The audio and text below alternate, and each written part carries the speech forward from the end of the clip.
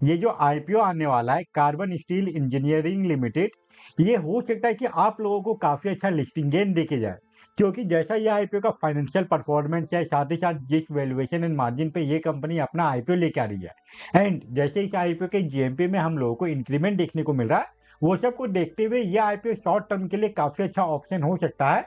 अभी आगे इस वीडियो में हम लोग ये कंपनी के बारे में इन डिटेल एनालिसिस करने वाले हैं कि ये कंपनी का वर्किंग क्या है, इसके अलावा ये कंपनी का financial performance, valuation and margin, GMP, ये सारे टॉपिक के ऊपर एक एक करके डिटेल में बात करेंगे।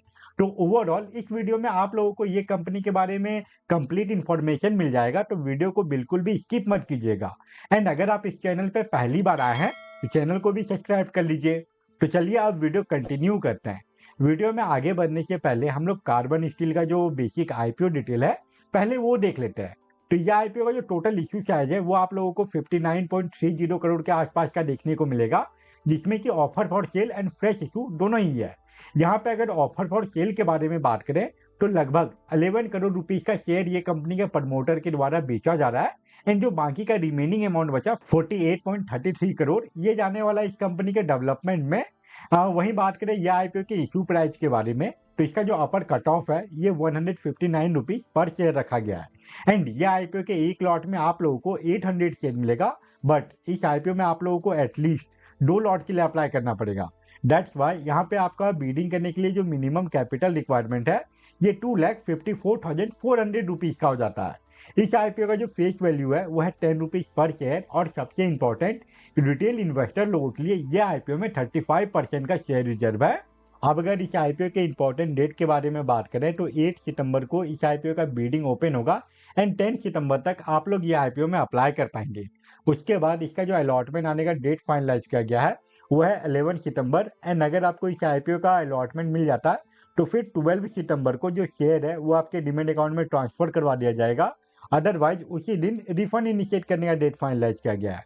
उसके बाद इसका जो स्टॉक मार्केट में लिस्टिंग डेट है वो है 15 अगस्त। ये तो हो गया इस आईपीओ का बेसिक डिटेल। अब हम लोग ये कंपनी के बारे में बात कर लेते हैं कि एग्जैक्टली ये कंपनी क्या काम करती है, क्या सर्विस या फिर क्या मैन्युफैक्चर करने का काम करती है। कार्बन स्टील इंजीनियरिंग लिमिटेड 2011 में इनकॉर्पोरेट हुई थी, मतलब कि इस कंपनी को काम करते हुए 14 ईयर का टाइम हो चुका है। एंड अगर मैं आप लोगों को ये कंपनी के वर्किंग के बारे में बताऊं तो ये कंपनी हैवी स्टील स्ट्रक्चर बनाने का काम करती है, जो कि बहुत सारे अलग अलग जगह में यूज में आता है, जैसे कि स्टील प्लांट हुआ, रेलवे ब्रिज हुआ, ऑयल एंड गैस प्लांट हुआ, रिफाइनरीज हुआ। इसके अलावा बहुत सारे इंडस्ट्रीज में जो हैवी मेटल होता है उसको ये कंपनी मैन्युफैक्चर करने का काम करती है।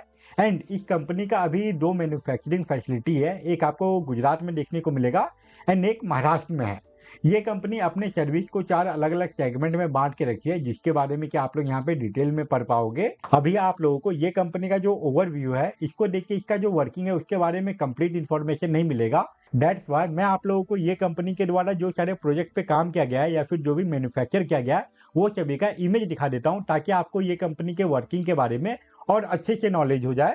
यहाँ पे ये जो स्ट्रक्चर आप लोग देख रहे हैं इमेज में, इसको मैन्युफैक्चर करने का काम, इसमें जो भी स्टील लगा हुआ है इसको मैन्युफैक्चर करने का काम इस कंपनी के द्वारा किया गया है। एंड ये स्ट्रक्चर कहाँ पे लगाया गया है उसका भी आपको डिटेल देखने को मिल जाएगा।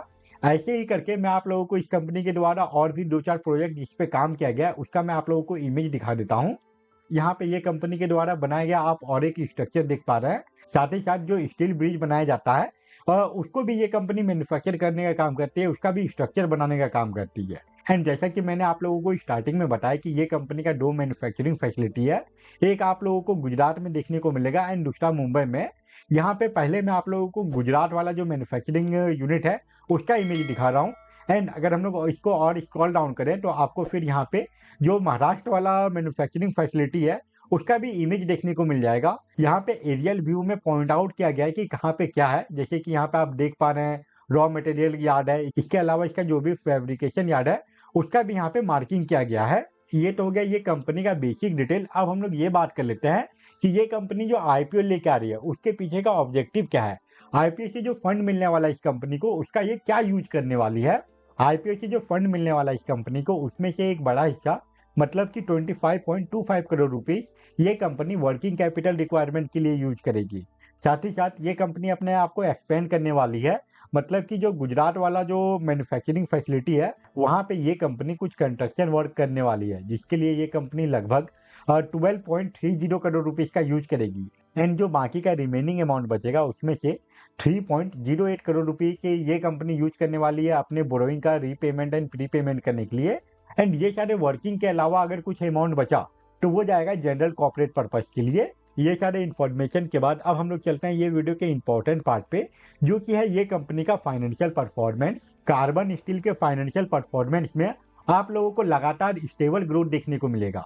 फाइनेंशियल ईयर 2023 में इसका जो रेवेन्यू था ये 155 करोड़ के आसपास का था, जिसमें कि ईयरली बेसिस पे ग्रोथ है। एंड अभी का जो इसका रेवेन्यू है ये 273 करोड़ से भी ऊपर पहुंच चुका है। वहीं बात करें इसके नेट इनकम के बारे में, तो यहाँ पे भी हम लोगों को ईयरली बेसिस पे काफी अच्छा ग्रोथ देखने को मिला है। 2023 में इसका जो नेट इनकम था ये 5.11 करोड़ का था, जो कि अभी इंक्रीज होके 14 करोड़ से भी ऊपर पहुंच चुका है। ओवरऑल हम लोग ये बोल सकते हैं कि ये कंपनी का फाइनेंशियल परफॉर्मेंस काफी अच्छा है। एंड अगर ये कंपनी अपने ग्रोथ को ऐसे ही मेंटेन रखती है तो लॉन्ग टर्म में ये कंपनी आप लोगों को काफी अच्छा रिटर्न बना के देगी। वहीं अब अगर बात करें ये कंपनी के वैल्यूएशन एंड मार्जिन के बारे में, तो यहाँ पे भी आप लोगों को काफी अच्छा डाटा देखने को मिल जाएगा। ये कंपनी का ईपीएस एंड पी रेशियो में आप लोगों को कुछ खास बड़ा डिफरेंस देखने को नहीं मिलता। एंड ये कंपनी का RONW percentage, ROCE percentage and EBITDA percentage, तीनों में ही हम लोगों को ईयरली बेसिस पे थोड़ा बहुत करके बट स्टेबल ग्रोथ देखने को मिल रहा है, जो कि लॉन्ग टर्म इन्वेस्टर लोगों के लिए एक पॉजिटिव साइन है। वहीं अब अगर लास्ट में इसके डेट टू इक्विटी रेशियो के बारे में बात करें, तो यहाँ पे ईयरली बेसिस पे गिरावट आया है। एंड जैसा कि मैंने आप लोगों को बताया कि आईपीओ आने के बाद ये कंपनी अपने बोरोइंग का प्रीपेमेंट करेगी, तो चांसेस है कि उसके बाद ये कंपनी के डेट टू इक्विटी रेशियो में और भी गिरावट देखने को मिले। तो ये भी एक पॉजिटिव साइन होने वाला है लॉन्ग टर्म इन्वेस्टर लोगों के लिए। ओवरऑल ये कंपनी का अभी तक हम लोग जितना भी डाटा देखे, चाहे वो इसका फाइनेंशियल रिपोर्ट हो या फिर वैल्यूएशन एंड मार्जिन हो, वो सब को देखते हुए ये आईपीओ लॉन्ग टर्म में इन्वेस्टिंग करने के लिए काफी अच्छा ऑप्शन है। लॉन्ग टर्म के बाद अब अगर बात करें शॉर्ट टर्म में इन्वेस्टर के बारे में, मतलब कि वैसे इन्वेस्टर के बारे में जो कि आईपीओ में सिर्फ और सिर्फ लिस्टिंग गेन के लिए अप्लाई करते हैं, तो उनके लिए सबसे ज्यादा इंपॉर्टेंट हो जाता है किसी भी आईपीओ का जीएमपी। एंड आज ही ये आईपीओ के जीएमपी में हम लोगों को इंक्रीमेंट देखने को मिला है। कार्बन स्टील का करंट जीएमपी आप लोगों को 15 रुपीज का देखने को मिल जाएगा। अगर जीएमपी परसेंटेज देखें तो वो लगभग आप लोगों को 10% के अराउंड देखने को मिलेगा। अभी ये आईपीओ के बीडिंग ओपन होने में एंड लिस्टिंग होने में काफी लंबा टाइम बाकी है, तो चांसेस बहुत ज्यादा है कि ये आईपीओ के जेपी में अभी आप लोगों को लगातार अप एंड डाउन देखने को मिले। और जैसा ये आईपीओ का डाटा है वो सबको देखते हुए यही लग रहा है कि इसके जेएमपी में अभी और भी इंक्रीमेंट आएगा। तो चांसेस बहुत ज्यादा है कि ये आईपीओ लॉन्ग टर्म के साथ शॉर्ट टर्म में भी आप लोगों को काफी अच्छा प्रॉफिट दिला सकता है। तो ये सितंबर मंथ में आने वाला काफी इंपॉर्टेंट एसएमई आईपीओ होने वाला है। इसमें आप लोगों को काफी ज्यादा बिडिंग भी देखने को मिलेगा। तो ये था कार्बन स्टील इंजीनियरिंग लिमिटेड का detail analysis video. I hope आपके लिए ये वीडियो यूजफुल रहा होगा। एंड अगर आपको ये वीडियो यूजफुल लगा तो वीडियो को लाइक जरूर करें। एंड ऐसे ही स्टॉक मार्केट एंड आईपीओ के रिलेटेड रेगुलर अपडेटेड वीडियो पाने के लिए चैनल को भी सब्सक्राइब कर लीजिए। फिलहाल इस वीडियो को हम लोग यहीं पे एंड करते हैं। Thank you for watching this video.